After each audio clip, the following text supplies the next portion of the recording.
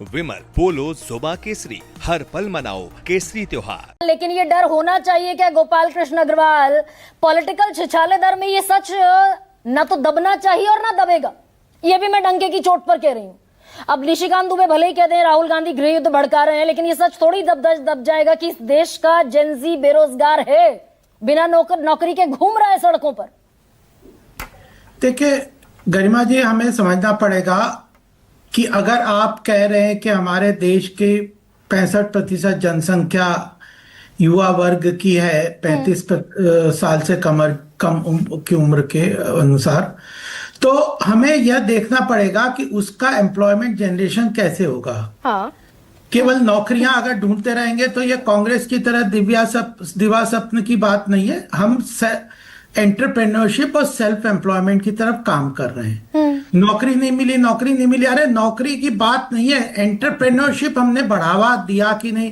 मैं सिर्फ नौकरी की नहीं, मैं तो ओवरऑल गोपाल जी, मैं जानती थी आप ये दरअसल तो बता रहे हैं ना, तो मैं तो ओवरऑल रोजगार की बात कर रही हूँ। इस देश के 12वीं पढ़े हुए, ग्रेजुएट किए हुए और ग्रेजुएट से ज्यादा पढ़े हुए 63% लोग बेरोजगार हैं। I am not talking about only employment, only नौकरी सर्विस।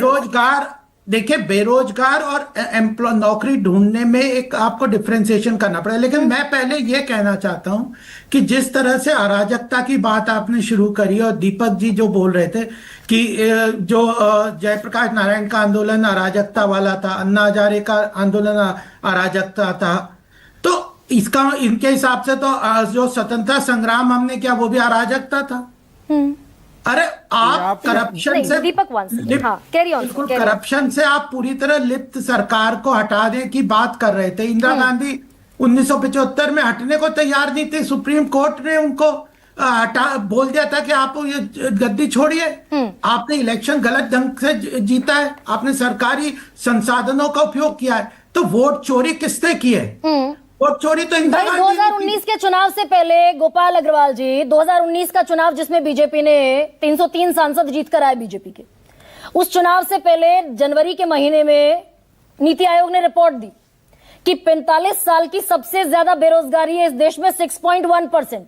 उस रिपोर्ट को दबा दिया। नीति आयोग ने रिपोर्ट दी, अधिकारियों ने कहा कि ये आंकड़े पूरे डेटा नहीं है। दरअसल ये चुनाव जीत गई बीजेपी 2019 में, फिर वही आंकड़े आ गए कि 45 साल की सबसे ज्यादा बेरोजगारी है। दोनों चीजों को अगर आप चुनाव जीतने के बेसिस पे ही बात कर रहे हैं तो फिर तो आप खुद ही एक्सेप्ट कर रहे हैं कि जनता पूरी तरह से कांग्रेस का जो फॉल्स नैरेटिव है वह पूरी तरह से गलत है, उसको एक्सेप्ट नहीं कर रही। मतलब नीति आयोग आपका सबसे बड़ा थिंक टैंक ये झूठ बोल रहा है। जो सर्वे आते हैं, नौकरी, एक आदमी नौकरी कर रहा है, वो बेटर नौकरी क्यों ढूंढ रहा है, उसको भी वो भी उस डेटा में आ जाता है कि नौकरी के लिए सर्च कर रहे हैं। मैं आपको क्या बता रहा हूं, चर्चा नौकरी की बात नहीं है। मैं कह रहा हूं इस देश में चर्चा एम्प्लॉयमेंट जनरेशन की है, सेल्फ एम्प्लॉयमेंट की है, एंटरप्रेन्योरशिप की है। उसके अंदर अभी भी GST reform, next gen reforms की हैं। ये एमएसएमई के लिए प्रधानमंत्री ने जो 22 तारीख को पूरा अपना संभाषण दिया, 21 तारीख को, उसमें स्पष्ट रूप से बताया कि उद्योगों को, कुटीर उद्योगों को विश्वकर्मा योजना के माध्यम से, मुद्रा योजना के माध्यम से हम लोग पूरे देश का लॉन्ग टर्म एम्प्लॉयमेंट का जो सिनेरियो है वो एंटरप्रेन्योरशिप और सेल्फ एम्प्लॉयमेंट की तरफ बढ़ना ही पड़ेगा। भाई आप ही के आंकड़े आपकी पोल खोल रहे हैं। भाई 11 साल से, मतलब 11 साल से बीजेपी सरकार ना गोपाल कृष्ण अग्रवाल, क्या मैं ये मान लूं एम्प्लॉयमेंट कितना बढ़ना पड़ेगा? यानी कि 11 साल में बढ़ नहीं पाई ना सरकार। अरे हमने एम्प्लॉयमेंट जनरेशन कितना किया? अगर 55 करोड़ लोगों को मुद्रा लोन के अंतर्गत लोन दिया है तो वो एम्प्लॉयमेंट जनरेशन हुआ कि नहीं? और आप ही की सरकार कह रही है, आप ही की सरकार का आंकड़ा है कि औसतन 8.32% बेरोजगारी दर है 45 साल में सबसे ज्यादा बेरोजगार। आप एम्प्लॉयमेंट जनरेशन के तरफ काम हुआ है कि नहीं बताइए, आप बताइए। आप बता दीजिए भाई, 45 साल में अर्थव्यवस्था तेज गति से बढ़ रही है। डिफेंस अब ये किस आधार पर बता दूं मैं आपको?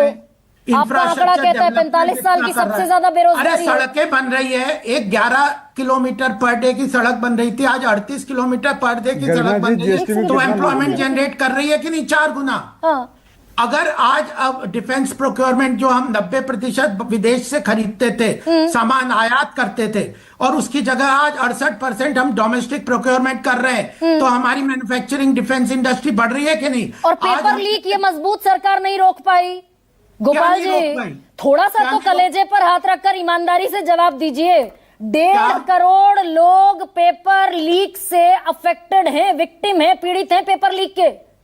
67 लाख तो 5 साल में उत्तर प्रदेश में पेपर लीक हुए, लोग अफेक्टेड हैं पेपर लीक से। 67 लाख। उसके कारण सरकार स्ट्रांग लॉ भी ला रही है, उसके कारण सरकार जो पेपर्स हुए उनको निरस्त भी कर रही है। हाँ। जिस प्रक्रिया में भ्रष्टाचार मिल रहा है उसको, उस प्रक्रिया के को भी खत्म कर रही है। तो और अभी कल ही उत्तराखंड में जारी हो गया 15 लाख दो और जी पास हो जाए। आप पहले ये तय कर लो, आप वोट चोरी पे डिस्कस करना चाह रहे हो, एम्प्लॉयमेंट जनरेशन पे करना चाह रहे हो, या अर्थव्यवस्था की आगे तेज गति से बढ़ने की बात कर रहे हो?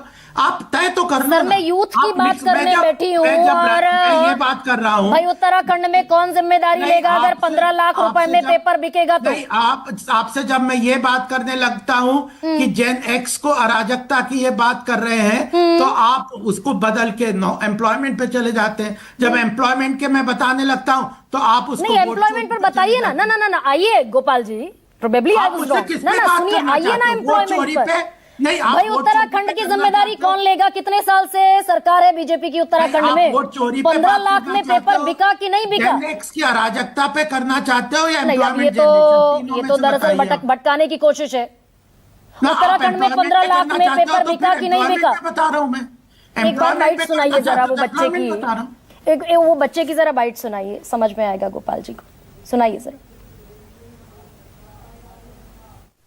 15 घंटे पढ़ रहे हैं लाइब्रेरी में, और पेपर 15 लाख में बेच रहे। हमारे बाप के पास 15 लाख नहीं तो वो कहाँ से देंगे? बिल्कुल। पेपर भी, हर पेपर बिक रहे हैं, और आगे पुलिस को भेज दी, और यहाँ पे दिया करते हैं। लोग कच्चे नहीं होंगे। हम चाहते हैं कि हमें परमानेंट किया जाए, 60 साल की हमारी नौकरी किया जाए, क्योंकि हम एलिजिबल नहीं रहेंगे 2-3 साल बाद कोई भी फॉर्म भरने के लिए, तो हम लोग कहाँ जाएंगे? हम लोग को बेघर हो जाएंगे, हम लोग के पास कोई भी ऑप्शन नहीं बचेगा। लोगों का तानाशाह की तरह 8,000 लोगों को हम लोग को टर्मिनेट कर दिया। हम लोग आज रोड पे बैठने की नौबत आ गई। हम लोग 5 साल से सरकार को सेवा दे रहे हैं, लेकिन कोई हम लोगों से बात करने नहीं आया।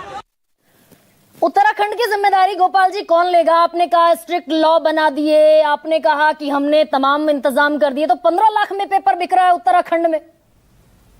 देखिए, भ्रष्टाचार की जो समस्या है, या जो सिस्टम के अंतर्गत कुछ लोग लूपहोल्स हैं, उसको प्लग करने का काम कर रहे हैं।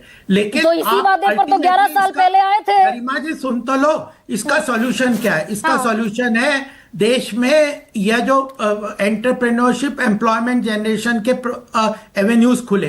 कोऑपरेटिव सेक्टर में इतना बड़ा बदलाव कर रहे हैं, जो सरकार विश्वकर्मा योजना के माध्यम से, ई श्रम कार्ड के माध्यम से, वेंडर के जोन को स्टेब्लिश करके सेल्फ एम्प्लॉयमेंट, लघु उद्योगों को, कुटीर उद्योगों को आगे लाके, इंडस्ट्री एमएसएमई को आगे लाके, जीएसटी के अंदर रिफॉर्म करके। देखिए, अल्टीमेटली सॉल्यूशन क्या है? सॉल्यूशन है नहीं, मैं अब एक एक चीज पर गोपाल जी आपको काउंटर कर सकती हूँ। जीएसटी का रिफॉर्म आपको 8 साल बाद इसलिए करना पड़ा क्योंकि व्यापारियों की, एमएसएमई की कमर टूट गई, लोगों की कमर टूट गई।